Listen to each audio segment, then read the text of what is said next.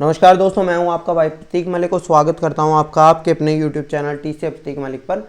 जैसा कि आप सबको बताया, सीटेट 2021 की तैयारी के लिए हमने एक special topic wise test series शुरू की है, जिसमें हर वीडियो के अंदर होते हैं किसी भी एक टॉपिक से प्रीवियस ईयर में आए 40 क्वेश्चन।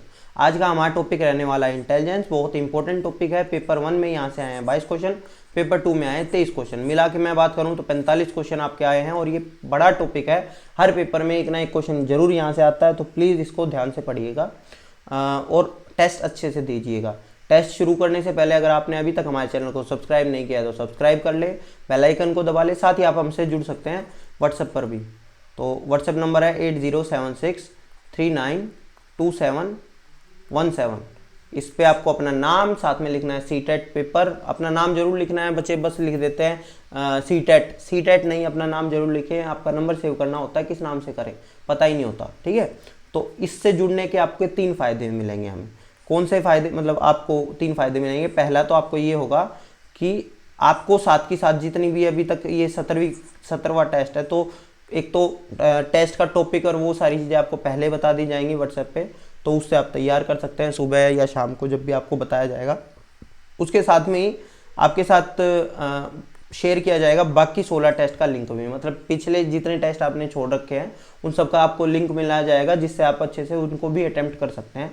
साथ ही ये टेस्ट सीरीज मैंने बाद में शुरू की है, इससे पहले मैंने कंटेंट आपका कवर करवाया था, जिसमें मैंने बात की थी 15 डेज का क्रैश कोर्स, जिसमें आपका मेनली 5 घंटे के अंदर हमने सीडीपी कवर किया था। जिन बच्चों का मैथ्स कमज़ोर है खासकर, उनके लिए हमने एक स्पेशल 7 आवर कोर्स बनाया था, जिससे आपका मैथ्स आराम से क्लियर हो जाएगा पेपर 1 का। और पेपर 2 का भी इसी तरह से हमने क्रैश कोर्स बना रखा है।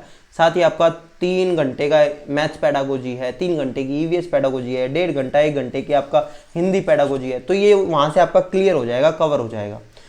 साथ ही आपका ईवीएस अगर मैं बात करता हूँ, ईवीएस के अंदर बच्चे बहुत ज़्यादा डिस्टर्ब रहते हैं कि सर 3rd 4th 5th की किताब में से पेपर आएगा और किताब पढ़ने का मन है नहीं, तो वो किसी ना किसी की वीडियोस देखते रहते हैं। तो उसके लिए हमने एक 10 पेजेस के नोट्स बना रखे हैं, ईवीएस के नोट्स, जो हिंदी और इंग्लिश आपको दोनों में मिल जाएंगे, तो आप वो कर सकते हैं। ठीक है दोस्तों, तो चलिए स्टार्ट करते हैं आज की वीडियो। पहला क्वेश्चन है, देखिए सबसे पहले आपको ये पता होना चाहिए, अगर मैं मोटा मोटी थोड़ा सा आपको बताऊँ, इंटेलिजेंस हमारा टॉपिक है। तो इंटेलिजेंस थोड़ा सा वाइड टॉपिक है, मल्टी डायमेंशनल है। इसके ऊपर थ्योरीज छोटी छोटी बहुत सारी हैं, कुछ इंपॉर्टेंट थ्योरीज भी हैं। तो जो इंपॉर्टेंट बताऊंगा लगभग सारी थ्योरीज के बारे में, जो इंपॉर्टेंट होंगी उनको थोड़ा सा डीप में चर्चा करेंगे उनके बारे में, ठीक है। तो थोड़ा सा ये क्वेश्चन लेने से पहले भी थोड़ा सा एक हिस्ट्री ऑफ इंटेलिजेंस, आपको हिस्ट्री ऑफ इंटेलिजेंस आपके साथ बात कर लेते हैं। सबसे पहले फादर ऑफ इंटेलिजेंस किसको कहा जाता है? फ्रांसिस गाल्टन को फादर ऑफ इंटेलिजेंस कहा जाता है। फिर जब मैं बात करता हूँ कि थ्योरी बहुत सारी हैं, तो सबसे पहली थ्योरी 1904-1905 के अंदर दी थी बिने ने, ठीक है। सिंगल फैक्टर थ्योरी थी, 1 फैक्टर थ्योरी थी, जिसको आप कह सकते हैं एक कारक सिद्धांत था आपका बुद्धि का। उसके अंदर ये कहा जाता था कि बुद्धि का एक ही कारक होता है, वो सिंगल फैक्टर थ्योरी थी। आगे समझ में, ये 1904-1905 के अंदर हुआ। फिर उन्होंने साइमन के साथ मिलके एक टेस्ट बनाया, आप इसको कह सकते हैं पहला इंटेलिजेंस टेस्ट बनाया था साइमन के साथ मिलके, वो था बिने साइमन टेस्ट। अब ये मेनली अगर मैं बताऊं किन के लिए था, ये था मंद बुद्धि बालकों के लिए, ठीक है। मंद बुद्धि बालकों के लिए इन्होंने बना लिया बिने साइमन टेस्ट। इसके बाद में इसी टेस्ट को 1911 के अंदर इंग्लिश के अंदर गोडार्ड ने कन्वर्ट किया। इसी टेस्ट को, इसकी लैंग्वेज दूसरी थी, इसको फिर इंग्लिश के अंदर गोडार्ड ने चेंज किया 1911 के अंदर। अच्छा हाँ, एक और चीज़ बताता हूँ, अगर आपको इसको अच्छे से और पढ़ना है तो आप, एक तो मैंने आपको लिंक दे ही दिया होगा व्हाट्सएप पे कि आप वो वीडियो देख सकते हैं। साथ ही एनसीईआरटी का क्लास 12th साइकोलॉजी का पहला चैप्टर आप पढ़ लेंगे तो सारी चीज़ें आपको क्लियर हो जाएंगी। मोर देन इनफ है वो आपको इसके लिए, इंटेलिजेंस के लिए, ठीक है। तो चलिए आगे चलते हैं। फिर भैया 1912 की बात मैं बताऊं तो IQ का जो फॉर्मूला है, जो आपको पता होगा, MA/CA × 100, ठीक है। ये IQ का फॉर्मूला होता है। ये आपको स्टर्न ने दिया था। ये आपको किसने दिया था? स्टर्न ने दिया था IQ का फॉर्मूला, यानी कि बुद्धि लब्धि का फॉर्मूला 1912 के अंदर आया, स्टर्न ने दिया है, ठीक है। अब इसके आगे चलते हैं। अब 1916 के अंदर की अगर मैं बात करता हूं तो 1916 के अंदर स्टैनफोर्ड यूनिवर्सिटी के एक प्रोफेसर थे, आप साइकोलॉजिस्ट कह सकते हैं, वो थे टर्मन।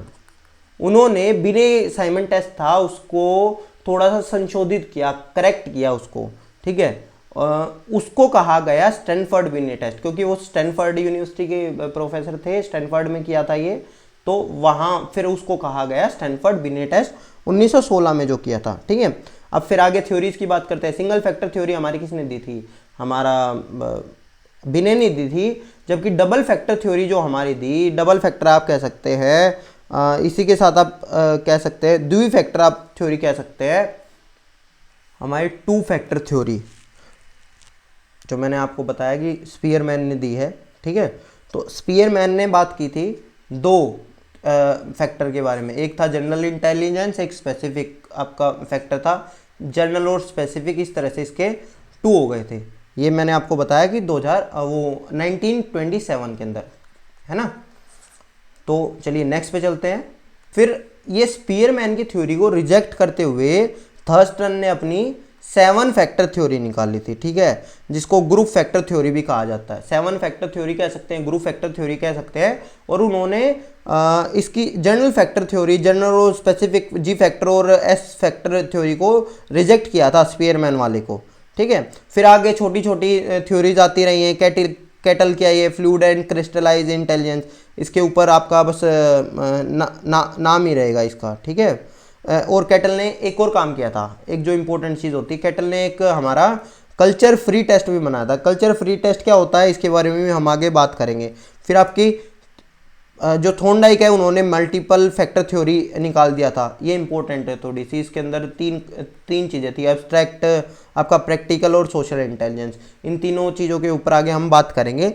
फिर आपका इंपॉर्टेंट थ्योरी है गिलफर्ड की, उन्होंने 180 फैक्टर 180 फैक्टर थ्योरी थी। अब ये 1 2 3 5 7 पे अटके हुए थे, इन्होंने कह दिया कि अरे कुछ नहीं है, 1 2 5 7 10, हमारी तो 180 फैक्टर होते हैं। 180 फैक्टर थ्योरी इन्होंने निकाली थी, ठीक है। इनके 3 डायमेंशन थे, इनको आप स्ट्रक्चरल मॉडल थ्योरी भी कह सकते हो, 3 डायमेंशनल थ्योरी भी कह सकते हो, क्योंकि इसके अंदर 3 डायमेंशन थे।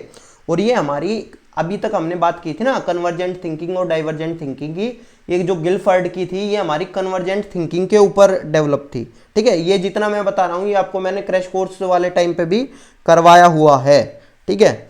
फिर उसके बाद में हमारी ये गार्डनर वाली आ जाएगी। गार्डनर वाली के अंदर क्या है, गार्डनर वाली में हमारे अलग अलग तरह की इंटेलिजेंस के बारे में बात की गई है। लर्निंग स्टाइल होते हैं अलग अलग तरह के, तो उनके बारे में बोला गया है गार्डनर में। और ये अभी भी बना हुआ है, क्योंकि गार्डनर अभी भी जिंदा है ना। तो 9 तो अभी तक आ चुकी हैं, इसके बाद में कह रहे हैं कि और भी आती रहेंगी, कि इतनी तरह की हमारी इंटेलिजेंस होती हैं, इतनी तरह के हमारे पास बच्चे होते हैं। कोई हमारे लॉजिकल मैथमेटिकल आपकी इसका पहले नाम बता देता हूँ। इसका नाम था थ्योरी ऑफ मल्टीपल इंटेलिजेंस, इन्होंने जो दिया था Gardner, theory of multiple intelligence है, बहुबुद्धि सिद्धांत है, ठीक है। तो ये मेन है हमारा, ठीक है। तो अब इसके अंदर देखते हैं ये क्या कहना चाह रहे हैं। ये कह रहे हैं a teacher makes use a variety of task to cater the different learning style of a learner, कि डिफरेंट लर्निंग स्टाइल का इसने बात नहीं किया, इसने बात नहीं किया, इसने बात नहीं किया, किसने बात किया है, गार्डनर ने बात किया है, ठीक है दोस्तों। तो क्योंकि इसने 9 तरह की इंटेलिजेंस के बारे में बात की थी। नेक्स्ट पे चलते हैं भाई। देखिए आसान है, अभी मैंने आपको बताया था कि हमारा फॉर्मूला क्या होता है, MA/CA मल्टीप्लाई 100। MA का मतलब होता है मेंटल एज, यानी कि जो उसका मेंटल एज उसकी जितनी है वो हमारी होती है IQ के बराबर। तो कह रहे हैं कि उसकी IQ कितनी है, 75 है उसकी IQ आ जाएगी यहाँ पे 75 आ जाएगा, ठीक है। कह रहे हैं कि एक 16 साल का बच्चा है, 16 साल का बच्चा है, जो एक्चुअल में उसकी एज होती है ना, उसको बोला जाता है CA, ठीक है। करंट एज आप कह सकते हैं, क्रोनोलॉजिकल एज आप कह सकते हैं, इसको अलग अलग कहा गया है। क्रोनोलॉजिकल अगर एज मैं बताऊं, जो उस बच्चे की सही तरह से एज है वो है 16 साल, ठीक है। गुणा में 100, उस आपको MA निकालनी है, उसकी मेंटल एज निकालनी है, उसकी मानसिक आयु निकालनी है। दोबारा फॉर्मूला बता रहा हूँ, मानसिक आयु अपन में करंट वो क्रोनोलॉजिकल एक शारीरिक एज आप कह सकते हैं, गुणा में 100 इज इक्वल टू 75, वो इज इक्वल टू IQ। तो अब आप जब इसको पूरे का सोल्व करेंगे तो आपको आपका आंसर मिल जाएगा 12, ठीक है। आपको आपका आंसर मिल जाएगा 12। अब देखिए आपका एक ट्विन थ्योरी का कंसेप्ट है इंटेलिजेंस के अंदर, जो ये माना गया था कि हमारा हेरिडिटी अफेक्ट करता है या हमारी क्या क्या चीज़ें अफेक्ट करती हैं। उसका एक बड़ा सा चार्ट भी है, वो मैं ने आपको पहले दिखाया हुआ है, आज बस उसके बारे में थोड़ा सा बात करेंगे। तो ये कह रहे हैं कि one of the identical twins brother is adopted, मतलब दो जुड़वा भाई है, उनको अलग अलग फैमिली ने अडोप्ट कर लिया। एक तो रिच फैमिली ने अडोप्ट किया है, एक पुअर फैमिली ने अडोप्ट किया है। 1 साल बाद उनका जो IQ स्कोर होगा उसके अंदर आप क्या फ़र्क मानेंगे, ठीक है। हमारा फ़र्क क्या रहेगा, उसका कुछ भी फ़र्क नहीं पड़ेगा, ठीक है। पहले वाला कह रहा है the boy with rich socio economic will score greater, कह रहे हैं कि जो हमारा अमीर आदमियों ने जो ले रखा होगा, जो अमीर घर में होगा, उसका IQ स्कोर बेटर हो जाएगा। नहीं जी, ऐसा नहीं होता। कह रहे हैं बोथ इक्वल स्कोर होगा, इक्वल स्कोर भी नहीं होगा एज सच, द मतलब रिलेटिवली आपका इक्वल हो सकता है, लेकिन बिल्कुल इक्वल होगा ये वाली बात नहीं होगी। आपका सोशो इकोनॉमिक लेवल है ना, वो कभी भी IQ स्कोर को अफेक्ट नहीं करता। ये हमारा जो उसके कंक्लूजन निकले हुए हैं उस थ्योरी के, जो उस एक्सपेरिमेंट के कंक्लूजन है, उनके बारे में मैंने आपको बताया, ठीक है। नेक्स्ट पे चलते हैं। देखो, थ्योरी ऑफ मल्टीपल इंटेलिजेंस कह रहे हैं कि इन सारी चीज़ों को इम्प्लाई करता है, उससे आप ये सारी चीज़ें समझ सकते हो, लेकिन एक चीज़ नहीं समझ पाओगे। देखिए क्या कहते हैं कि पहला कह रहा है कि जो हमारे विषय होने चाहिए ना, वे विभिन्न तरीकों से प्रस्तुत किए जाने चाहिए। हाँ, जैसे कि हमारी 9 टाइप की इंटेलिजेंस होती है, उनको अलग अलग तरह से ही आपको पढ़ाना चाहिए। आया समझ में? बिल्कुल सही बात है। Learning could be assessed through a variety of means, अगर आप पढ़ा सकते हो अलग अलग तरह से, तो आप उसका असेसमेंट भी अलग अलग तरह से कर सकते हो। समझ में आया? फिर कह रहे हैं emotional intelligence is not related to IQ। अब इसके बारे में कोई बात ही नहीं कही गई है। इमोशनल इंटेलिजेंस की मल्टीपल इंटेलिजेंस के अंदर कोई बात ही नहीं कही गई है, तो इसके बारे में होगा या नहीं होगा आप कुछ कह ही नहीं सकते, ठीक है। तो इसका आंसर है 3rd, ठीक है दोस्तों। नेक्स्ट पे चलते हैं। देखिए कह रहे हैं IQ स्कोर आर जनरली कैसे रिलेटेड होता है, हमारी एकेडमिक परफॉर्मेंस से कैसे रिलेटेड होता है।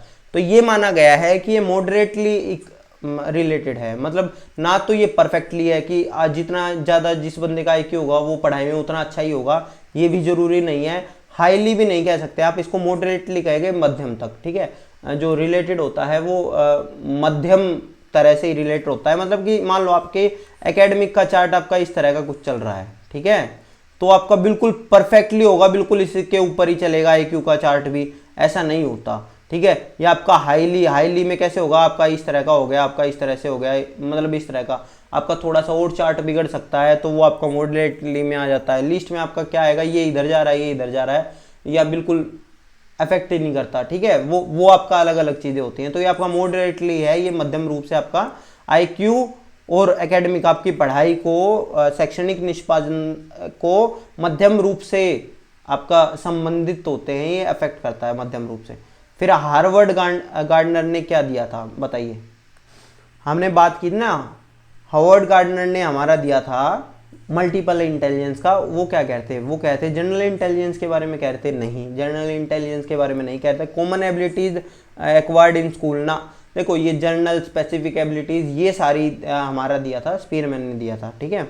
जबकि अगर मैं बात करता हूँ इसकी, ठीक है, unique ability of each individual की, हर बच्चे के अंदर 9 बुद्धियों में से कोई एक श्रेष्ठ होती है, इसके बारे में हमने बात की थी, ये बात की थी गार्डनर ने, ठीक है। इसका आंसर है 3rd।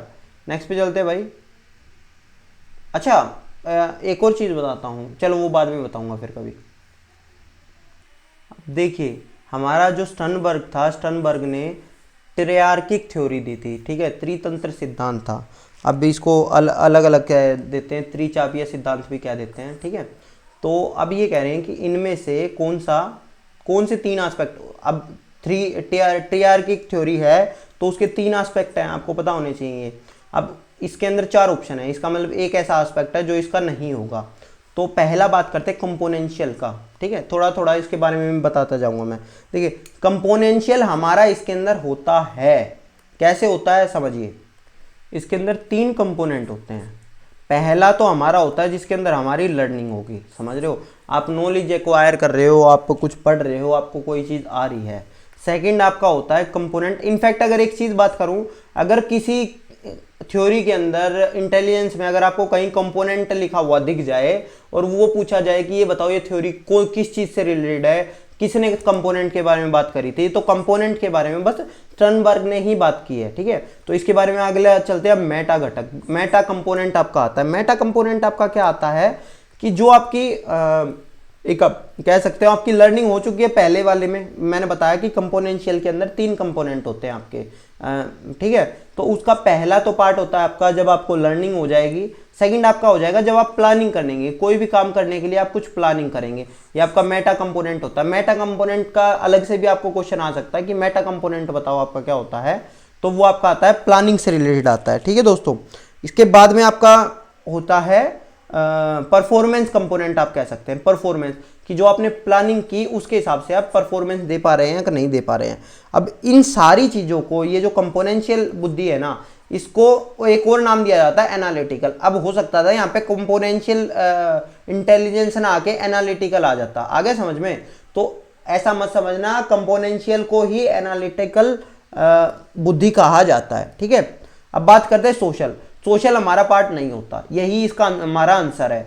और जब मैं बात करता हूँ तीसरे पे आता हूँ, तीसरा हमारा है एक्सपेरेंशियल और चौथा होता है कॉन्टेक्चुअल, मतलब कि जो ये है, तो ये सेकंड होता है, ये थर्ड होता है। फर्स्ट तो हमारा कंपोनेंटियल हो गया जिसके अंदर 3 कंपोनेंट हो गए, पहला लर्निंग, दूसरा मेटा घटक, तीसरा परफॉर्मेंस कंपोनेंट। और हमारा जो सेकंड वाले में होता है एक्सपेरेंशियल बुद्धि, इसी को हम कहते हैं आपका क्रिएटिव इंटेलिजेंस। इसी को क्या कहते हैं? Creative intelligence. क्रिएटिव इंटेलिजेंस क्या होता है? बेस्ड ऑन आवर एक्सपीरियंस हम किसी भी प्रॉब्लम को कैसे सोल्व करते हैं। पिछली हमारा जो एक्सपीरियंस हुआ ना, उसके बेस पर हमको कोई प्रॉब्लम दे दिया, तो हम उस प्रॉब्लम को कैसे, उस नई प्रॉब्लम को कैसे करेंगे, सोल्व करेंगे, वही है। इसीलिए इसको अनुभाविक बुद्धि कहा जाता है कि हमने जो पुराना हमारा जो एक्सपीरियंस है उसके आधार पर हम कोई नई प्रॉब्लम को सोल्व कर रहे हैं, ठीक है। अब नई प्रॉब्लम को सोल्व कर रहे हैं, इस वजह से इसको क्रिएटिव इंटेलिजेंस भी कहा जाता है। फिर आपका आता है लास्ट में कॉन्टेक्चुअल। तो अब कॉन्टेक्चुअल, या आप इसको कह सकते हैं प्रैक्टिकल इंटेलिजेंस। इसका नाम अगर मैं बताता हूं, प्रैक्टिकल इंटेलिजेंस भी दिया है आपकी एनसीईआरटी में। एनसीईआरटी जो मैंने बताया था 12th में, वहीं से मैंने इसके, जब मैंने आपको पढ़ाया है वहीं से ही पढ़ाया है, तो उसके अंदर इसको प्रैक्टिकल इंटेलिजेंस भी कहा गया है। इसके अंदर कौन से बंदे होते हैं? जो स्ट्रीट स्मार्ट होते हैं। अब कुछ लोग होते हैं जो भैया पढ़ाई में अच्छे होते हैं, ठीक है। कुछ लोग होते हैं जो क्रिएटिव होते हैं। तीसरे लोग वो होते हैं जो आपने सुना होगा, इंडिया वालों के लिए कहा जाता है जुगाड़ू, ठीक है, कि ये जुगाड़ कर लेंगे अपने आप ही। मतलब रियल लाइफ प्रॉब्लम अगर कुछ आ रही है ना, तो उनको हैंडल करने का भी। अब देखो ये कहता था स्टर्नबर्ग, ये कहता था 3 एस्पेक्ट होते हैं। हो सकता है कोई बंदा पढ़ाई में अच्छा हो, अच्छी वो परफॉर्मेंस दे पाए, प्लानिंग अच्छी करे, उसके अंदर एनालिटिकल या कंपोनेंशियल है। लेकिन कुछ बच्चे ऐसे होते हैं जो क्रिएटिव होते हैं, जो अपने पास्ट एक्सपीरियंस से नई प्रॉब्लम को सोल्व कर लेते हैं, वो एक्सपेरेंशियल है। और तीसरे तरह के बंदे ऐसे होते हैं जो तीसरा एस्पेक्ट है कि भैया जो जुगाड़ू होते हैं, जो रियल लाइफ सिचुएशन को, स्ट्रीट स्मार्ट बंदे होते हैं, उनको आप कह सकते हैं स्ट्रीट स्मार्ट भी, ठीक है। तो उनके अंदर ये होता है, उसने कहा है प्रैक्टिकल इंटेलिजेंस या कॉन्टेक्चुअल इंटेलिजेंस, ठीक है। तो हो गया आपका ये। नेक्स्ट पे चलते हैं भाई। देखिए कह रहे हैं कि बहुबुद्धि सिद्धांत को वैध नहीं माना जा सकता। अब कुछ लोग हैं, देखो हर थ्योरी को कुछ लोग अच्छा बताते हैं, कुछ लोग बुरा बनाते हैं। तो इसी तरह से आपका जो मल्टीपल इंटेलिजेंस है ना, इसको भी कुछ लोगों ने बुरा बताया, बहुबुद्धि सिद्धांत को बुरा बताया। वो किस किस कारण पे बताया वो बता देता हूँ एक बार आपको। पहला तो कारण जो इसका पहला पॉइंट है वही है, कहने कि विशिष्ट परीक्षणों के अभाव में भिन्न बुद्धियों को, डिफरेंट इंटेलिजेंस को मापना संभव नहीं है।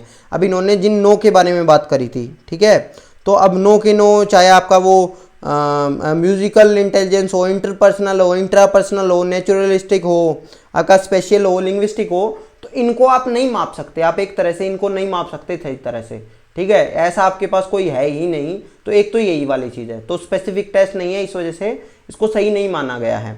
दूसरा आपका ये बात होती है कि कुछ लोग ये कह देते हैं कि भैया इसकी तो कोई रिसर्च ही नहीं हुआ है, ये तो कुछ भी उठा के कुछ भी डाल दिया, इसके ऊपर कोई प्रॉपर रिसर्च नहीं हुआ है, इस वजह से ये मल्टीपल इंटेलिजेंस बुद्धि बिना रिसर्च वाली बुद्धि है, मतलब बिना रिसर्च वाली थ्योरी है, इस वजह से इसको सही नहीं मानते।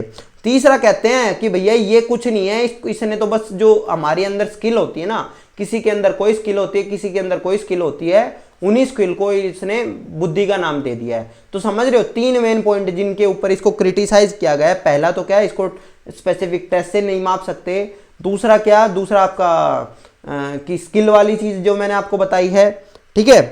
तीसरा आपका कि इसका कोई रिसर्च नहीं है, कोई रिसर्च कोई सपोर्ट करने के लिए इस चीज़ के लिए कुछ नहीं है। और चौथा ये है कि डिफरेंट इंटेलिजेंस के लिए तो ये थोड़ा ही मुश्किल पैदा कर देता है। हर बंदे को अलग तरह से पढ़ाएंगे, 9 तरह के बच्चे होंगे, हम अपनी क्लास में 9 तरह की डिफरेंट विधियाँ करेंगे, तो हर चीज़ को आप अलग विधि से नहीं पढ़ा सकते। तो ये सारी चीज़ें हैं। तो बाकी ये जो तीनों चीज़ें हैं ये सारी चीज़ें गलत है, इसका आंसर पहला ही था हमारा, ठीक है। नेक्स्ट पे चलते हैं भाई, देखिए फिर अच्छा ये क्रिटिकल व्यू ऑफ पॉइंट ही आ गया। आलोचना किस आधार पर करी गई है, कि पहली बात तो रिसर्च बेस्ड नहीं है, ये बिल्कुल सही बात है। रिसर्च का इसमें कोई वैल्यू नहीं दी गई है। कह रहे हैं different intelligence demand different method for different student, बिल्कुल सही बात है, ये जो मैंने आपको अभी बताया था। फिर कह रहे हैं gifted student usually excel in single domain, ऐसा कुछ नहीं होता, ये गलत है। फिर ये कहते हैं इंपीरिकल सपोर्ट नहीं है, अनुभवात्मक आधार नहीं है इसका कोई भी, ठीक है। जब रिसर्च नहीं की गई है इसके ऊपर तो इसका कोई अनुभवात्मक आधार भी नहीं है जो इसको सपोर्ट करेगा। तो यही हमारा जो तीसरे वाला है, तीसरा हमारा आंसर है इसका, ठीक है। नेक्स्ट पे चलते हैं भाई। मैंने बात की थी जब अभी थोड़ी देर पहले बात हो रही थी कि हिस्ट्री के बारे में बात हो रही थी, तो उसके अंदर मैंने आपको बताया था कि पहला इंटेलिजेंस टेस्ट हमारा किसने बनाया था, विनय ने बनाया था, ठीक है। विनय और साइमन ने मिलकर बनाया था। नेक्स्ट पे चलते हैं, विनय साइमन टेस्ट कहा गया था जिसको।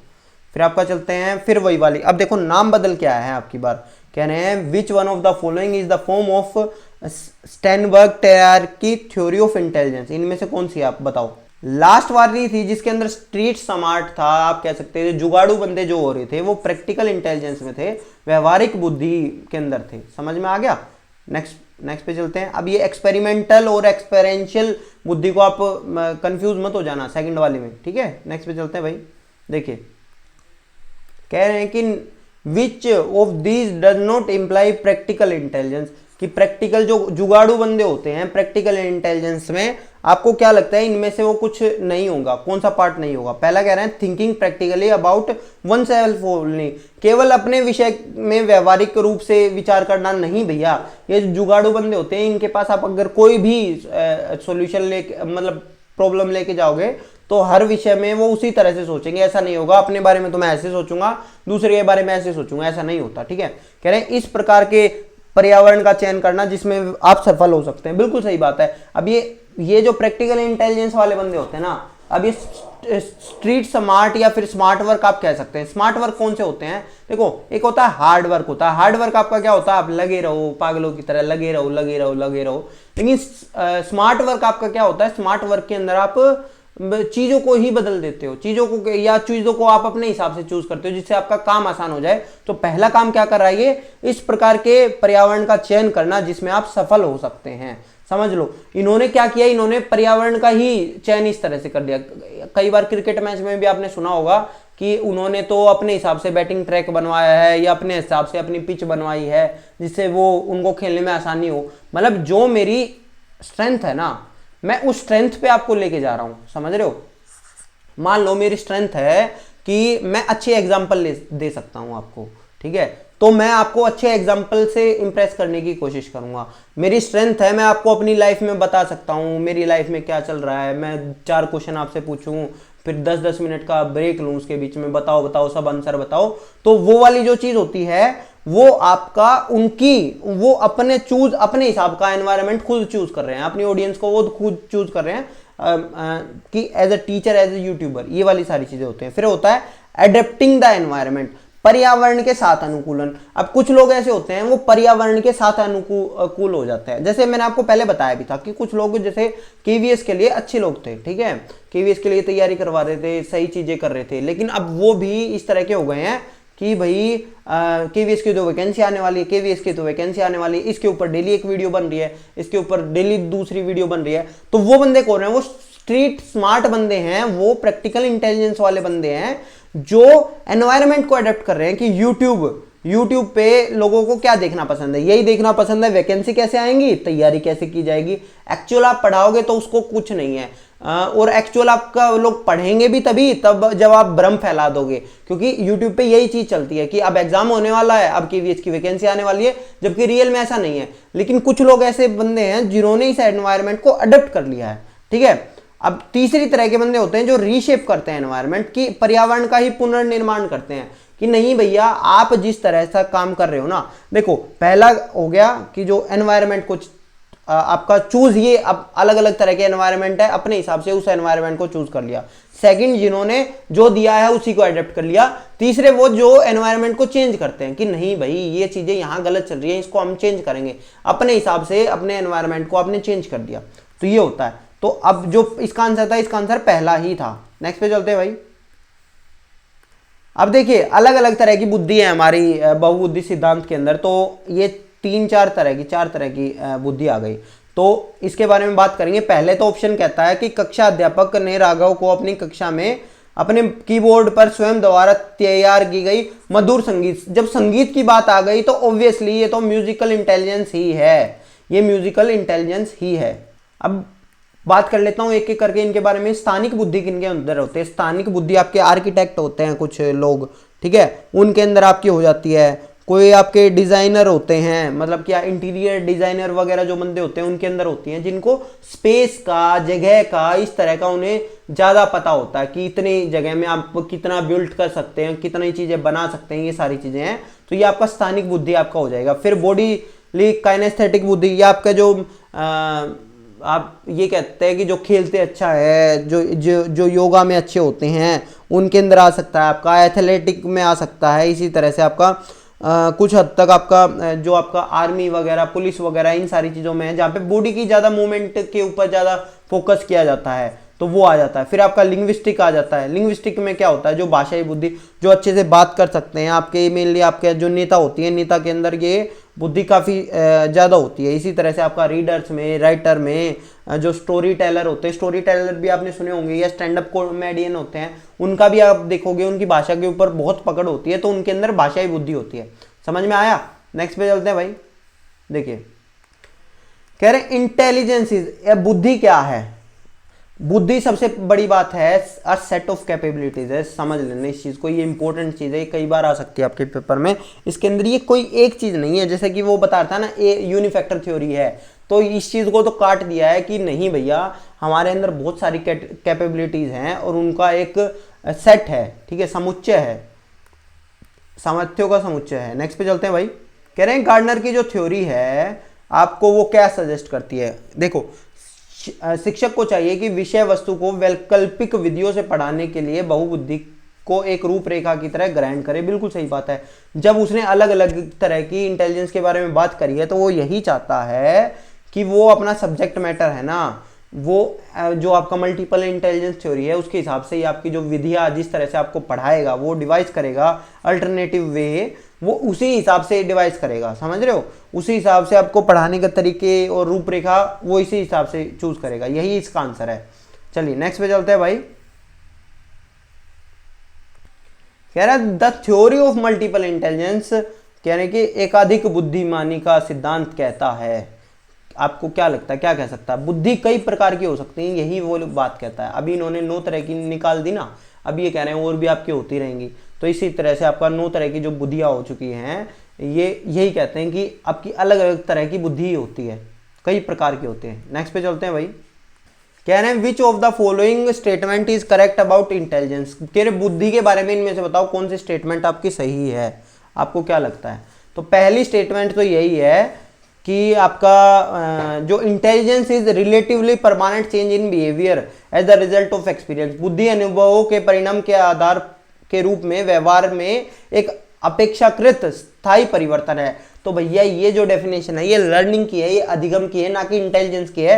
Relatively permanent change in behaviour, तो ये आपका जो होता है ये लर्निंग का होता है, ना कि आपका इसका होता है, बुद्धि का होता है। फिर कह रहे हैं कि intelligence is hereditary trait and involves mental activities such as memory and reasoning.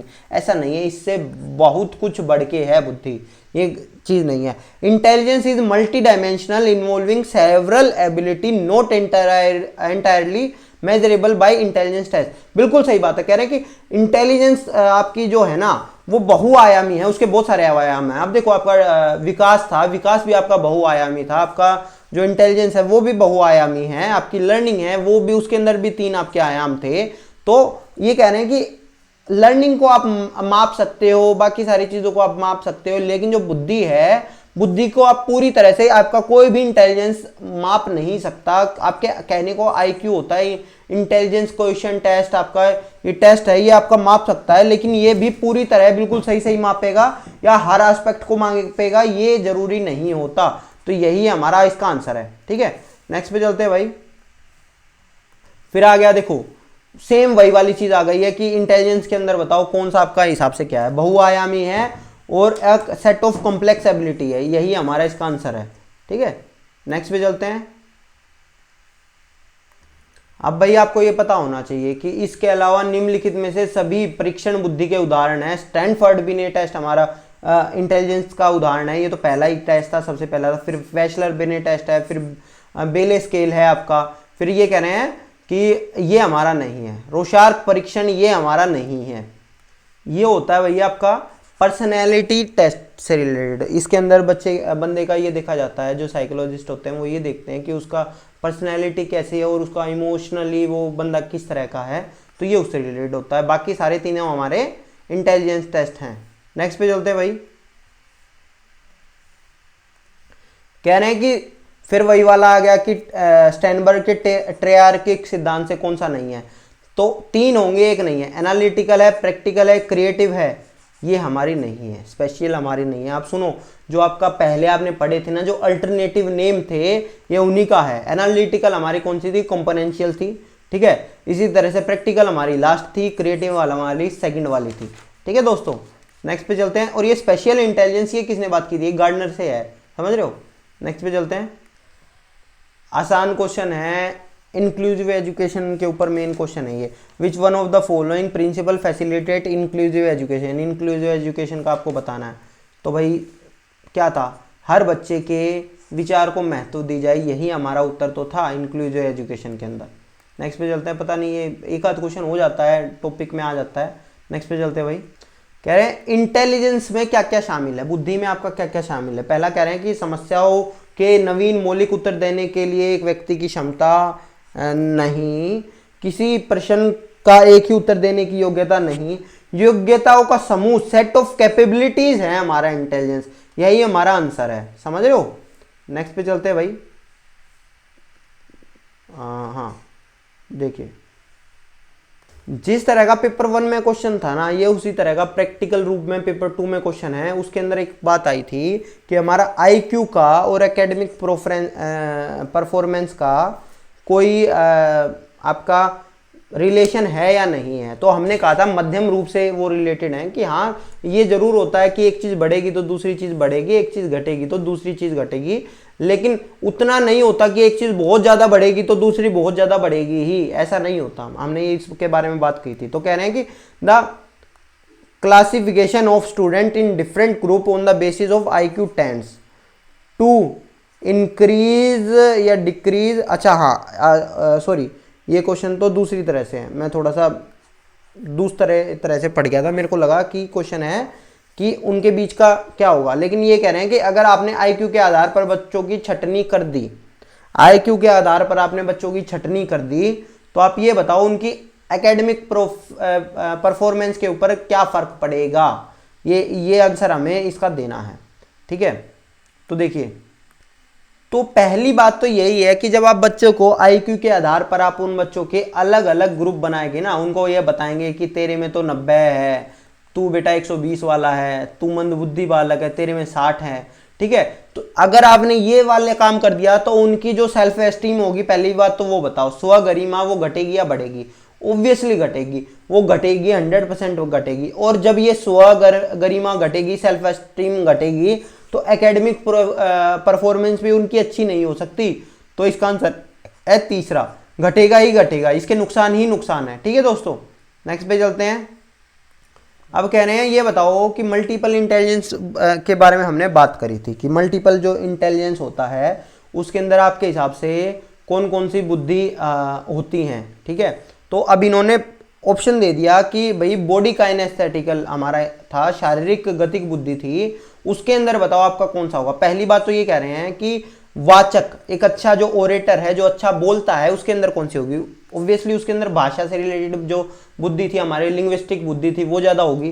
Political leader के बारे में मैंने आपको बताया था कि यही वाली ज़्यादा होती है, वो अच्छी स्पीच देते हैं, ठीक है। फिर बात करते हैं सर्जन की, पोएट की। पोएट के अंदर भी अगर आप देखेंगे, पोएट के अंदर भी आपका भाषा से रिलेटेड ही बुद्धि आपकी अच्छी हो सकती है, ठीक है दोस्तों। अब बात करते हैं सर्जन की, क्योंकि उसकी पोएट की जो कवि की होगी, कवि की भाषा के ऊपर पकड़ ज्यादा चाहिए। अब बात करते हैं सर्जन की। सर्जन की बॉडी के ऊपर ज्यादा पकड़ चाहिए। अब देखो हमारी मोटर स्किल होती है, समझो एक चीज, ये बॉडी काइनेस्थेटिक बुद्धि के अंदर हमारी जो दो मोटर स्किल होती है, एक फाइन मोटर स्किल होती है, एक ग्रोस मोटर स्किल होती है। इन दोनों के ऊपर कंट्रोल की बात होती है कि हमारा अपनी बॉडी के ऊपर क्या कौन सा कंट्रोल है, ठीक है। तो आपने देखा होगा सर्जन बहुत बारीक सर्जरी करते हैं, शल्य चिकित्सक होते हैं, वो बहुत बारीक सर्जरी करते हैं। उनको पता होता है कि भैया अगर ये वाली नस में से अगर मुझे ये करना है तो उसी में से करना है, समझ रहे हो। वो अपना, अगर उन्होंने हाथ उनका टाइम पे हिल गया और उन्होंने कोई दूसरी नस काट दी बंदे की, या कहीं और सर्जरी करनी थी, आधा इंच या 1 सेंटीमीटर या इधर उधर अगर उनका हाथ हो गया ना, हिल गया उस टाइम पे, तो सर्जरी खराब हो जाती है। तो उनके हाथ कांपते नहीं है। वो वही वाली बात होती है ना, जिन लोगों के हाथ कांपते हैं और ये सारी चीजें होती हैं, उनके अंदर इस बुद्धि की कमी होती है, उनके अंदर फाइन मोटर स्किल होती है। फाइन मोटर स्किल जिनके अंदर कम होंगी, इसी वजह से जब ये वही सफाई वाला काम आ गया ना, जिसके अंदर सफाई वाला काम आ जाएगा, उसके अंदर बंदे को फाइन मोटर स्किल चाहिए। जैसे कि सुई में धागा डालते हैं, कुछ लोगों का सुई में धागा डलता ही नहीं है, उनका हाथ कांपता रहेगा और धागा इधर उधर जाता रहेगा। तो इससे भी ज्यादा बारीक चीजें चाहिए सर्जन के अंदर, ठीक है। तो आप ये कह सकते हैं। नेक्स्ट पे चलते हैं भाई। ये क्वेश्चन कह रहा है कि assessment dash, assessment of learning आएगा या फॉर लर्निंग आएगा। पहली बात तो यही है, कह रहे हैं कि dash learning influence the learning by reinforcing between assessment. Between assessment काम हो रहा है तो वो असेसमेंट ऑफ लर्निंग तो हो नहीं सकता, ये तो बाद में होता है। तो ये असेसमेंट फॉर लर्निंग है, समझ में आया। असेसमेंट मैंने बताया था, लर्निंग के बीच में वो काम हो, लर्निंग से पहले काम हो, तो असेसमेंट फॉर लर्निंग होता है, ठीक है। अब ये कह रहे हैं कि रीइंफोर्स द कनेक्शन, कनेक्शन आएगा भाई पहला, के लिए संबंधों, सीखने के लिए आकलन, आकलन और अनुदेशन के बीच संबंधों, ठीक है, संबंधों के दृढ़ीकरण द्वारा सीखने को प्रभावित करता है। उसके अंतर को नहीं करता भाई, डिफरेंसेस को नहीं करता, कनेक्शन को करता है। नेक्स्ट पे चलते हैं। कह रहे हैं the word comprehensive in the scheme of continuous and comprehensive evaluation. हमने बात की थी कंटिन्यूअस और कंप्रीहेंसिव इवैल्यूएशन, हमने ये वाली बात की थी। सीसी था जो उसके अंदर हमारा, तो उसके अंदर जो कंप्रीहेंसिव पार्ट था उसमें हम ये कहते थे कि अब बच्चे के हर एस्पेक्ट का करो, ठीक है। बच्चे के अंदर बहुत सारे एस्पेक्ट होता है, हमें हर एस्पेक्ट की जांच करनी चाहिए। ऐसा नहीं है वो पढ़ाई में अच्छा है तो बस उसको देखोगे, उसकी को करिकुलर एक्टिविटीज को भी देखो, सारी चीजों को देखो, ठीक है। तो ये वाली बात थी। कह रहे हैं कि उसने सपोर्ट किया है, बस एक सिद्धांत को छोड़ के सबने सपोर्ट किया है। कह रहे हैं थ्योरी ऑफ मल्टीपल इंटेलिजेंस, बिल्कुल किया है। फिर कह रहे हैं the theory of information processing, ये थिंकिंग की थ्योरी थी, लास्ट क्लास में हमने की थी। इसने उसके बारे में कोई बात ही नहीं करी थी। जेपी गिलफर्ड जिसने कहा था 180 तरह की हमारे घटक होते हैं, ये बिल्कुल बात करी है। इसी तरह से जो मल्टी फैक्टर थ्योरी थी, प्राइमरी मेंटल एबिलिटीज की जो थ्योरी थी, जिसने 7 तरह के फैक्टर बताए थे, तो ये वो है। तो इन्होंने तीनों ने बात की है, सेकंड वाले ने कोई बात नहीं की है इसके बारे में, ठीक है। नेक्स्ट पे चलते हैं। एक सेकंड देखिए भाई, कह रहे हैं कि रेवन का प्रोग्रेसिव मैट्रिक परीक्षण, रेवेंस प्रोग्रेसिव मैट्रिक टेस्ट, इनमें से किसका एग्जाम्पल है? वर्बल आईक्यू टेस्ट है, आपका कल्चर फ्री आईक्यू टेस्ट है, नॉन ग्रुप आईक्यू टेस्ट है, पर्सनैलिटी टेस्ट है, ये बताओ। तो पहली बात तो आईक्यू टेस्ट है, ये तीसरा वाला चौथा ऑप्शन तो कट ही गया। फिर बात करते हैं वो वर्बल है क्या? नहीं भैया वो वर्बल नहीं है, वो नॉन वर्बल है। नॉन वर्बल क्या है? नॉन वर्बल है क्यों, इसका रीजन भी मैं आपको बताऊंगा। तो इसका आंसर है सेकंड, ये हमारा कल्चर फ्री टेस्ट है। देखिए कल्चर फ्री टेस्ट के लिए आपका ये है कि मेरे को अगर किसी बच्चे का आईक्यू टेस्ट लेना है, आईक्यू टेस्ट लेना है, ठीक है। अब मैं उस बच्चे को किसी एक स्पेशल लैंग्वेज के अंदर टेस्ट दूंगा तो वो तो दिक्कत हो जाएगी ना। हो सकता है उस बंदे को वो लैंग्वेज ना आए, या वो एक बच्चे को बहुत अच्छी लैंग्वेज आती है, वो इस वजह से वो वहाँ से वो कर दिया। इसके अंदर जो कल्चर फ्री टेस्ट के अंदर आपके mainly logical reasoning, non verbal logical reasoning आप ये कह सकते हैं, इस तरह के क्वेश्चन होते हैं जिससे चाहे कहीं का भी बंदा है, अगर ट्रायंगल है तो ट्रायंगल तो उसको ऐसा ही दिखेगा ना, चाहे वो श्रीलंका का है, अमेरिका का है या कहीं का भी है। लेकिन अगर मैं लिख दूंगा वहां पे ट्रायंगल लिख दूंगा, तो जब मैंने ट्रायंगल लिख दिया तो भैया हो सकता है किसी ने इसको त्रिभुज पढ़ा हो हिंदी में, ठीक है, उसको पता ही ना हो ट्रायंगल के बारे में, ठीक है, मतलब उसको वर्ड ट्रायंगल वर्ड के बारे में पता ना हो, इसीलिए इनको नॉन वर्बल टेस्ट रखा गया था। आगे समझ में। और ये कल्चर फ्री आईक्यू टेस्ट थे, ठीक है। अभी तक आपके देखा जाए तो 7 के आसपास आपके अभी तक डेवलप हो चुके हैं कल्चर फ्री टेस्ट, जितना मैंने पढ़ा है। नेक्स्ट पे चलते हैं भाई।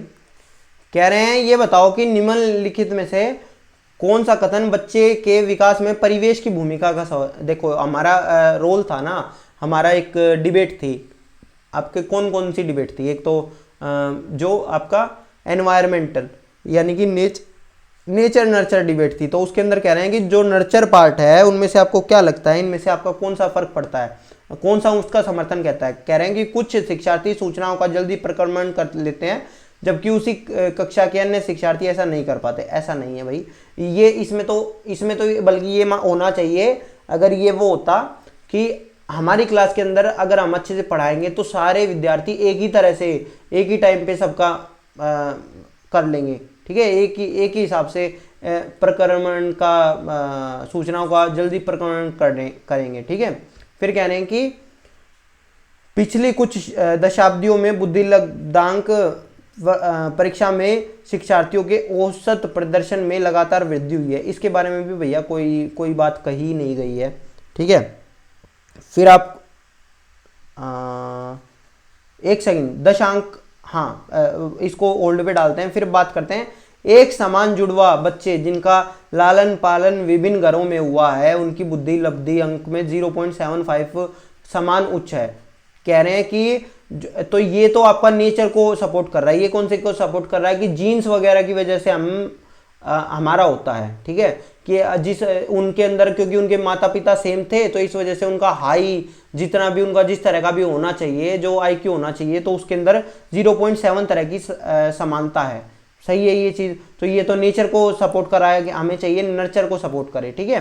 फिर अब बात कर रहे हैं physically fitted children are often found in morally good, कि फिजिकल फिट, भैया इसके बारे में तो कोई बात ही नहीं हुई है। अब बात करता हूँ सेकंड के बारे में। सेकंड को थोड़ा सा अच्छे से पढ़ते हैं। कह रहे हैं कि पिछली कुछ दशाब्दियों में बुद्धिलब्धांक परीक्षा में शिक्षार्थियों के औसत प्रदर्शन में लगातार वृद्धि हुई है। ये माना जाता है, अब सुनना मेरी बात, कि हमारा जो एनवायरनमेंट है ना, एनवायरनमेंट जैसा जैसा हमें मिलता जा रहा है, जैसा जैसा एडवांस होता जा रहा है, तो उसकी वजह से जो हमारी जो नेक्स्ट जनरेशन है ना, उसका आईक्यू टेस्ट, उसका जो आईक्यू है वो और ज़्यादा बेटर होता जा रहा है जो पहले था हमारा, ठीक है। तो यही हमारा आंसर है। एनवायरनमेंट का जो फर्क है, मैं इसको सही तरह से पहले पढ़ नहीं पाया था, तो इसमें ये यही कहना चाहता है कि जो आपने भी सुना होगा कि हमारी जो आने वाली जो जनरेशन है वो ज़्यादा उनका स्मार्ट होती हैं जो पुरानी जनरेशन से। तो उसका रीज़न क्या है? उसका रीज़न है कि हमारा जो मॉडर्न मिल रहा है हमें, ठीक है। आपने देखा होगा कि पुराने टाइम पे जब हम छोटे बच्चे थे हमें फ़ोन चलाने में दिक्कत आती थी, लेकिन आज का टाइम देखें तो 3 साल का बच्चा, 4 साल का बच्चा बढ़िया फ़ोन चलाने की कोशिश कर लेता है या चला ही लेता है, जबकि हम नहीं कर पाते थे। रीज़न क्या था? हमारे अंदर कमी थी? नहीं, क्योंकि हमें उस तरह का माहौल नहीं मिला, ठीक है। तो इस तरह से उनकी इंटेलिजेंस में एक कैपेबिलिटी और जुड़ गई और उनका आईक्यू और ज़्यादा बेटर हो गया। नेक्स्ट पे चलते हैं भाई। देखिए कह रहे हैं कि विच one of the following is a critic of theory of multiple intelligence. इनमें से आप क्या कहेंगे कि थ्योरी ऑफ मल्टीपल इंटेलिजेंस का क्रिटिक कौन सा है?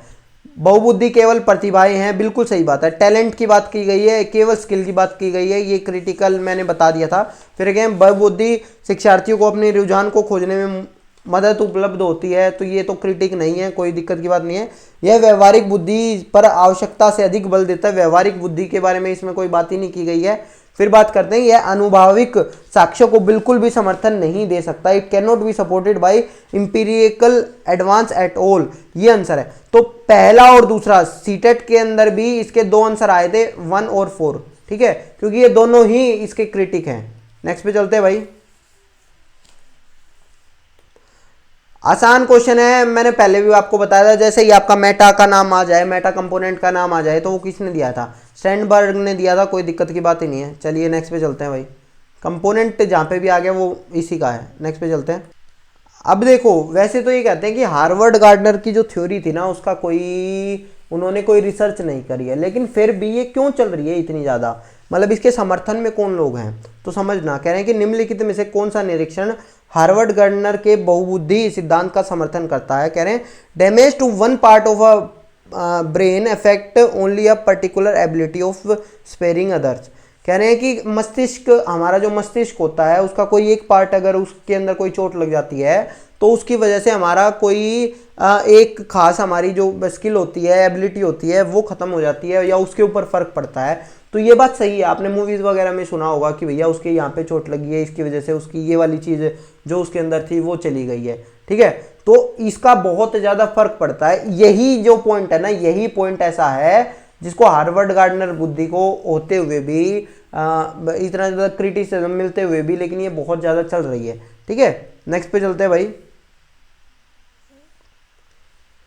देखिए, कह रहे हैं कि an 11 year old child score in Stanford Binet test में वो कितना स्कोर करता है? 130 करता है।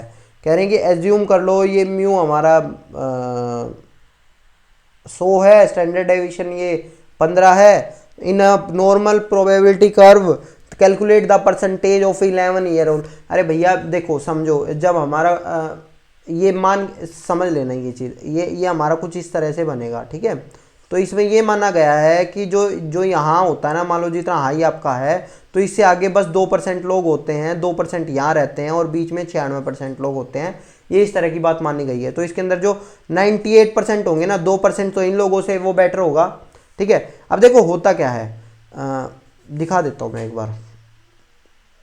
कुछ इस तरह का होता है, ये हमारा नॉर्मल कर्व होता है। नॉर्मल कर्व क्या होता है कि आपके जो मंदबुद्धि बच्चे होंगे वो भी बहुत कम होंगे, वो 2% होंगे, ठीक है। और आपके जो इंटेलिजेंट बच्चे होंगे, जो आपके गिफ्टेड बच्चे होंगे, वो भी केवल 2% होंगे। और बाकी आपके जितने ज़्यादा आप एवरेज में जाओगे, एवरेज बच्चे आपके पास बहुत ज़्यादा मिलेंगे, ठीक है। तो वो 96% होंगे। जितना ज़्यादा आपका बीचों बीच आपका चीज़ें रहेंगी, जो आपका 100 IQ होता है, 100 IQ के आसपास आप जाओगे तो लगभग इक्वल मिलेंगे आपके, मतलब 90 और 110 IQ वाले बच्चे आपके आसपास में आप देखोगे तो इतने ही मिलेंगे। तो ये कह रहे हैं कि ये 2% बच्चे कितने परसेंट बच्चों से बेटर होते हैं? तो ये 2% प्लस 96%, 98% लोगों से ये बेटर होते हैं, ठीक है। नेक्स्ट पे चलते हैं भाई। इसका एक निकालने का तरीका भी लंबा हो जाता है, इस वजह से मैंने आपको दिखाया नहीं है, क्योंकि वो उसके अंदर स्टैट्स आपकी ज़्यादा लगती है, ठीक है। इस वजह से बस बेसिक चीज़ जो आपको याद करके आपका काम चल सकता है वो हमने याद करवा दी है। नेक्स्ट पे चलते हैं भाई। कह रहे हैं कि theory of multiple intelligence, which one of the following is the required to a air force pilot. Pilot के आपके हिसाब से पायलट को कौन सी बुद्धि इनमें से चाहिएगी? पायलट को कौन सी चाहिए? इंट्रा पर्सनल चाहिए, लिंग्विस्टिक चाहिए, इंटरपर्सनल चाहिए? कह रहे हैं कि उसको अपने बारे में पता होना चाहिए, दूसरों के बारे में पता होना चाहिए, भाषा के बारे में पता होना चाहिए, गतिक के बारे में पता होना चाहिए, मतलब कि उसकी स्किल कौन सी चाहिएगी? तो उसको स्किल चाहिए काइनेस्थेटिक, ठीक है। जब आपने मेरा क्रैश कोर्स देखा होगा तो उसके अंदर मैंने इसका अलग से बता रखा है इस थ्योरी में कि किस तरह का आपका जो आपका कह सकते हैं आपकी जॉब होती है, उसके अंदर किस तरह के बंदे को क्या चीज़ें चाहिए, ठीक है। क्योंकि आपके बहुत शार्प रिफ्लेक्स चाहिए अगर आपको पायलट बनना है ना। पायलट के अंदर आपके शार्प रिफ्लेक्सेस चाहिए, ठीक है, और वो आपका काइनेस्थेटिक बुद्धि के अंदर होते हैं। नेक्स्ट पे चलते हैं भाई। अब देखो, कह रहे हैं इमोशनल इंटेलिजेंस में be associated with which domain of the theory of multiple intelligence. कह रहे हैं मल्टीपल इंटेलिजेंस से अगर हमें संवेगात्मक बुद्धि को जोड़ना हो, इमोशनल इंटेलिजेंस को जोड़ना हो, तो आप कौन सी से जोड़ पाएंगे? पहले तो आपको ये पता होना चाहिए कि ये किस किस तरह के बारे में क्या क्या होते हैं। नीचे से शुरू करता हूँ। पहले आपका अस्तित्व परक बुद्धि। अस्तित्व परक बुद्धि आपने देखा होगा, ये वो वाले लोग होते हैं जो आपका कह सकते हैं कि जो उपदेश देते हैं, तो अगर मैं इसको जोड़ूंगा तो ये आपकी मोरल डेवलपमेंट से तो ये जुड़ सकती है। समझ में आ गया? ये किससे जुड़ सकती है? ये मोरल डेवलपमेंट से जुड़ सकती है। फिर आपकी आती है विजुअल स्पेशियल इंटेलिजेंस, तो ये तो किसी से जुड़ी हुई नहीं थी, इसको ऐसे छोड़ देते। फिर नेचुरलिस्टिक इंटेलिजेंस आपका जो गार्डनर के अंदर यानी कि जो बागवानी करते हैं, जो किसान होते हैं, उनके अंदर होती हैं, जो नेचर के बारे में जानते हैं कि अब ये मौसम बदलने वाला है, अब ये सारी चीज़ें हैं, तो ये इस तरह का होता है। एक आता है आपका इंटरपर्सनल और इंट्रापर्सनल इंटेलिजेंस, ये आपकी जुड़ी हुई है सोशल से भी और इमोशनल से भी, क्योंकि ये सोशल से जुड़ी हुई है। आपको अपने बारे में आपको जानना है, आपको आपके इमोशंस के बारे में जानना है, आपको दूसरे बंदे के बारे में जानना है, उनसे आप कैसे बात करोगे और उनके इमोशंस से आप कैसे बात करोगे, तो ये वाली सारी चीज़ें होती हैं। ठीक है, तो ये आपकी इमोशनल इंटेलिजेंस से रिलेटेड है। नेक्स्ट पे चलते हैं भाई। आसान है, कह रहे हैं जी फैक्टर थ्योरी बताओ। जी फैक्टर के अंदर ये क्या था? ये जनरल इंटेलिजेंस था भाई। ठीक है, जी फैक्टर क्या था? जनरल और स्पेसिफिक था, ये सामान्य जी फैक्टर था। नेक्स्ट पे चलते भाई। अब कह रहे हैं कि ये बताओ कि गार्डनर थ्योरी के according to Gardner theory multiple intelligence the factor that would contribute most of the being self aware. हम अपने बारे में अवेयर हैं, इससे पहले वाले में हमने बात की थी, वो होता है इंट्रापर्सनल, अंतर्वैयक्तिक। ठीक है, अगर हम किसी दूसरे के बारे में हैं तो वो होता है इंटरपर्सनल। वो कौन सा होता है? वो इंटरपर्सनल बुद्धि होती है वो हमारी। समझ में आ गया भाई? नेक्स्ट पे चलते हैं भाई। फिर इंटेलिजेंस के बारे में सीधा सीधा है, मल्टी डायमेंशनल होती है और उसके बहुत सारे एस्पेक्ट होते हैं, इसमें तो कोई दो राय है ही नहीं, केवल ये तो सिंपल था। नेक्स्ट पे चलते हैं। अब जो बहुबुद्धि सिद्धांत है उसी के अंदर जो हमारे लिंग्विस्टिक इंटेलिजेंस है, आपको क्या लगता है ये किससे रिलेटेड होगा? The ability to handle long chains of reasoning वाली से कौन सा रिलेटेड होगा? मैथ वाली चीज होगी, मैथ और लॉजिकल जो रीजनिंग आपकी बुद्धि थी वो इसके अंदर होगी। Sensitivity toward the meaning and order of words in the varied use of language, यही है हमारा, इसका आंसर यही है। समझ में आ गया? Sensitivity to pitch and melody, ये हमारा म्यूजिकल में होगा। The ability to notice and make distinguish between among others, दूसरों के अंदर आपको अगर आप योग्यताओं में अंतर कर सकते हैं तो ये आपकी इंटरपर्सनल बुद्धि आपका आ गया था। ठीक है, नेक्स्ट पे चलते हैं भाई। अब देखो सेम उसी तरह का है, ये आपको कुछ वो दे रखा है कि जो आपकी जॉब होती है जिस तरह की, और ये टाइप ऑफ इंटेलिजेंस है, आपको बताना कौन सी होगी, तो मिलान करना। म्यूजिकल किस में होगा भैया? म्यूजिकल आपका इनमें से क्या हो सकता है? वोयलिन जो बजाता है वो म्यूजिक से रिलेटेड है, वो है। फिर लिंग्विस्टिक आपका किस तरह से होता है? लिंग्विस्टिक मैंने बताया था, पोएट वगैरह आपका लिंग्विस्टिक हो सकता है। इंटरपर्सनल आपका कौन सा हो सकता है? जो दूसरों के बारे में जानता है, जो आपके थेरेपिस्ट होते हैं ना, ये आपके हो सकते हैं। ठीक है, ये आपका हो सकता है। फिर आपका आ जाता है स्पेशल बुद्धि, स्पेशल वाले में स्कल्पचर वगैरह और ये सारी चीज़ें आ सकती है, तो ये आपका आंसर आ गया था। ठीक है, ये आपका एथलीट में कौन सा था? आपकी जो बॉडीली काइनेस्थेटिक बुद्धि थी वो, तो इसका आंसर कौन सा है? इसका आंसर आ जाता थर्ड। नेक्स्ट पे चलते भाई। कह रहे हैं बताओ IQ कंसेप्ट किसने डेवलप किया? मैंने आपको पहले भी बताया था, IQ का फॉर्मूला किसने दिया था? 1912 में दिया था स्टर्न ने। आगे समझ में? नेक्स्ट पे चलते भाई। कह रहे हैं as per Harvard Gardner theory of multiple intelligence how would the intelligence of a person with following characteristics would be categorise. कह रहे हैं इनमें से बताओ कौन सा आप कौन सी कैटेगरी में डालोगे? ये जो बुद्धि याद दी हुई है, ये जो विशेषता आपको बता रखी है, इस विशेषता को पढ़ेंगे, फिर आप इसकी कैरेक्टरिस्टिक्स करेंगे। कह रहे हैं दूसरों की मनोदशा, स्वभाव और प्रेरणा, अभिप्राय को उचित तरीके से पता लगाना, जो थेरेपिस्ट का काम होता है, वो कौन सा था? हमारा इंटरपर्सनल बुद्धि के अंदर था, वो अंतर्वैयक्तिक, ठीक है, इसके अंदर था। नेक्स्ट पे चलते हैं भाई। क्वेश्चन आ गया, अच्छा क्वेश्चन है, फिर वैसा ही बहुबुद्धि सिद्धांत के आधार पर तार्किक गणित है। गणित में किस चीज की थी? गणित के अंदर लॉजिकल आपका होना चाहिए, लॉजिको मैथमेटिक है तो इसके अंदर आपका लॉजिक होगा, ये सारी चीज आप कर सकेंगे, रीजनिंग आप अच्छे से कर पाएंगे। ठीक है, तो पहला कह रहा है मीनिंग ऑफ वर्ड हो जाएगा, ये तो भाषा वाली में आ जाएगी, ये स्पेशल वाली में आ जाएगी, स्थानिक बुद्धि में आ जाएगा, ये आपका किस में आ जाएगा? ये आपका म्यूजिक वाली में आ जाएगा, ये लास्ट आपका लॉजिकल रीजनिंग वाली में ये आएगा, चौथे वाला। नेक्स्ट पे चलते हैं भाई। फिर वही आ गया जी फैक्टर थ्योरी। जी फैक्टर थ्योरी हमने बताया था जर्नल एबिलिटी होती है, the journal term for measuring the mental ability, यही हमारा है। ठीक है, एस कौन सी थी? एस हमारा स्पेसिफिक थी। नेक्स्ट पे चलते हैं। कह रहे हैं the following can be used as the alternative to assess intelligence. कह रहे हैं कि बुद्धि को मापने के लिए इसके अलावा आप विकल्प अपना सकते हैं, उनका प्रयोग कर सकते हैं। तो पहले क्या कह रहे हैं कि time respond by a student to respond the question, कि टाइम टेकन, बच्चे ने कोई किसी उत्तर को देने के लिए कुछ टाइम लिया है, तो इस आधार पर आप कह सकते हैं, थोड़ा थोड़ा कह सकते हैं। Ability to student to adapt, शिक्षार्थियों में अनुकूलन क्षमता, इसको भी कह सकते हैं। Ability to student to attract teacher attention, कि शिक्षक का ध्यान कितना आकर्षित करता है बच्चा, तो ये कोई इंटेलिजेंस नहीं होती। तो इसको आप इस हिसाब से आप नहीं माप सकते कि जो बच्चा ज़्यादा ध्यान आकर्षित करेगा उसमें आईक्यू ज़्यादा रहेगी ना, ये नहीं होता। लास्ट था हमारा पियाजेन टास्क। ये वाला जो पियाजे ने अपने कार्य के अंदर यूज़ किया था, जिससे वो बच्चों से अलग अलग तरह के एक्सपेरिमेंट करवाए थे ना। एक बार लंबे क्लास में करवा रहा था, एक बार छोटे क्लास में डलवा रहा था, उसके बाद उनसे क्वेश्चन पूछ रहा था। तो इन तरह के कार्यों को आप कहेंगे पियाजेन टास्क। तो इसको भी आप मापने के लिए आप कह सकते हैं।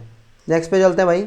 आसान है, वही वाली चीज़ है कि ये बताओ कि इनमें से आपका इंटेलिजेंस को आप किस तरह से कह सकते हैं। तो बुद्धि एक बहुआयामी अवधारणा है, यही आपका इसका आंसर था।